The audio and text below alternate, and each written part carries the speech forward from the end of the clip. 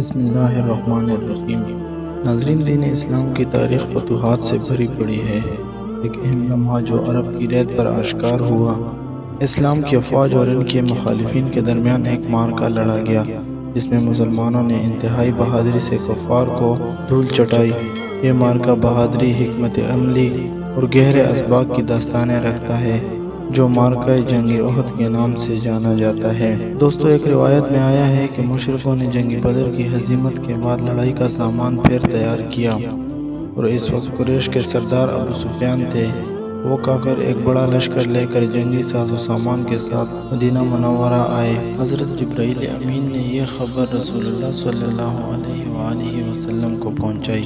ان حضرت صلی اللہ علیہ وسلم نے اپنے صحابہ کرام سے مشورہ کیا کہ کفار کی فوج ایک بڑا لشکر اور جنگی ساز و سامان لے کر آئی ہے، لہٰذا لشکر اسلام مسلح ہو کر رسالت مآب صلی اللہ علیہ وآلہ وسلم کی کمان میں جبل احد پر آیا، جو کہ مدینہ منورہ سے 2 کوس کے فاصلے پر واقع ہے۔ ان حضرت صلی اللہ علیہ وسلم نے عبداللہ ابن زبیر کو 77 تیر اندازوں کے ساتھ جبل احد پر لشکر وغیرہ کی حفاظت کے لیے متعین کیا۔ اتنے میں لشکر دونوں طرف سے صف کشیدہ ہوئے۔ پہلے تیر برسنا شروع ہوئے، پھر شمشیر و خنجر بجلی کی طرح چمکتے اور خون کے دریا بہاتے رہے۔ الغرض، اسلامی فوج نے اللہ کے فضل و کرم سے لشکر کفار پر فتح و نصرت پائی اور مشرکوں نے شکست کھائی۔ رسول اکرم صلی اللہ علیہ وسلم نے جو تیر انداز احد کی چوٹی پر متعین فرمائے تھے، ان میں سے تقریباً 70 نگہبان عبداللہ بن زبیر رضی اللہ عنہ کے منع کرنے کے باوجود کفار کی شکست دیکھ کر مال غنیمت لوٹنے کو جبل احد سے نیچے اتر گئے۔ کفار کی فوج نے موقع کو غنیمت جانا اور پھر لشکر اسلام مغلوب ہوا، اور پھر اس مغلوبیت میں 70 آدمی شہید ہوئے اور کچھ زخمی بھی۔ ان حضرت صلی اللہ علیہ وآلہ وسلم کے دندان مبارک بھی اسی جگہ پر ایک پتھر کی ضرب سے شہید ہوئے، اور آپ صلی اللہ علیہ وآلہ وسلم کے دندان مبارک سے خون بہا، اور ایک صحابی اپنی پگڑی سے آپ صلی اللہ علیہ وآلہ وسلم کا خون صاف کرتے رہے۔ پولیس لائن نے یہ حال دیکھ کر پہاڑ پر چڑھ کر آواز لگائی، اے لوگو، اعوذ باللہ، محمد ابن عبداللہ تو قتل ہو گئے۔ یہ آواز سن کر کافروں نے خوش ہو کر لشکر اسلام پر حملہ کیا۔ اس وقت بہت سے مسلمان مجروح ہوئے اور بہت سے مسلمان شہید ہوئے۔ بعض صحابہ کرام بھاگتے ہوئے رسول اللہ صلی اللہ علیہ وآلہ وسلم کی خبرگیری کو آئے۔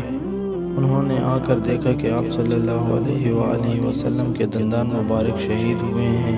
اس عرصے میں حضرت حمزہ رضی اللہ عنہ اور 2 اور صحابہ نے شہادت پائی، اور کافروں نے اپنے ظلم و ستم سے ان کے ناک، کان، ہاتھ اور پاؤں کاٹے۔ یہ دیکھ کر صحابہ کرام رضی اللہ عنہ کے خون نے جوش مارا۔ مسلمان پھر فوراً اپنی فوج لے کر دشمنوں پر ٹوٹ پڑے اور بجلی کی مانند ان پر گر پڑے، اور نہایت جوشیلے فلک شگاف نعرے مار مار کر کفاروں کو قتل کرنا شروع کر دیا۔ اور جناب حضرت علی شیر خدا رضی اللہ عنہ نے حضرت حمزہ رضی اللہ عنہ کی لاش دیکھ کر کہا، اے چچا جان، خدا کے حکم سے 70 آدمیوں کو تمہارے عوض جہنم واصل کروں گا۔ یہ کہہ کر انہوں نے اپنے برق رفتار گھوڑے کو چمکارا اور اپنے ہاتھ میں تلوار لے کر نعرہ بلند کیا، اور پھر اپنے گھوڑے کو بجلی کی طرح کفار پر ڈال دیا۔ اس وقت ان حضرت صلی اللہ علیہ وآلہ وسلم کے گھوڑے کی باگ حضرت عباس رضی اللہ عنہ پکڑے ہوئے تھے۔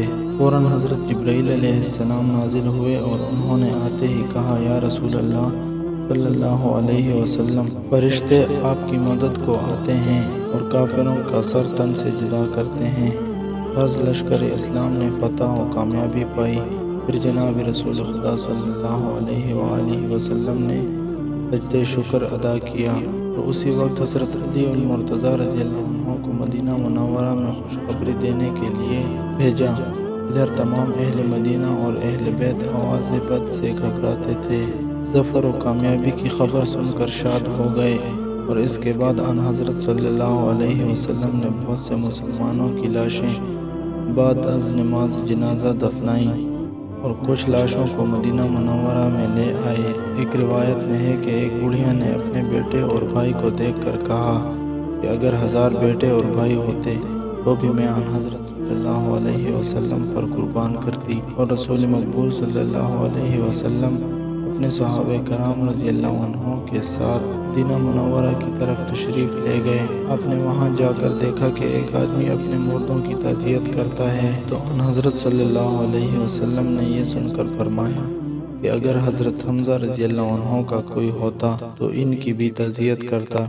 یہ فرمان سن کر سب مرد و زن نے اپنے مردوں کو چھوڑ کر حضرت حمزہ رضی اللہ عنہ کی تعزیت کی، بلکہ کہا جاتا ہے کہ اب تک ملک عرب میں یہ رسم جاری ہے کہ کوئی بھی کسی مردے کی تعزیت کے واسطے آئے تو وہ پہلے تعزیت حضرت حمزہ رضی اللہ عنہ ہی کی کرے گا اور بعد میں اس کی کرے گا جس کے واسطے وہ وہاں گیا تھا۔ دوستو، یہ تھی آج کی ہماری ویڈیو۔